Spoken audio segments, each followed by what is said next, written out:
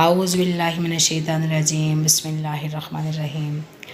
آپ دیکھ رہے ہیں اسلامک چینل قربانی کا طریقہ اور دعا۔ قربانی سے پہلے جانور کو چارہ پانی دے دیں، چھری اچھی طرح تیز کر لیں اور پھر جانور کو بائیں پہلو پر لٹا کر اسے قبلہ رخ کر لیا جائے۔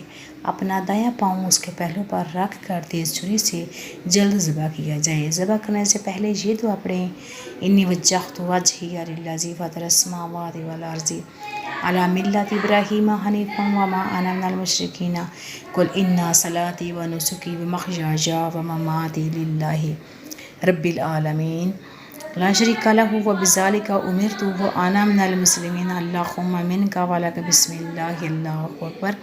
میں نے اپنا منہ اس ذات کی طرف کیا جس نے آسمانوں اور زمین کو پیدا کیا۔ میں ابراہیم کے ملت پر ہوں جو حنیف اور مسلم تھے، میں مشرکوں میں سے نہیں ہوں۔ بے شک میری نماز، میری قربانی، میری زندگی اور میری موت سب اللہ رب العالمین کے لیے ہے، اس کا کوئی شریک نہیں۔ مجھے اسی بات کا حکم دیا گیا ہے اور میں سب سے پہلے فرما بردار ہوں۔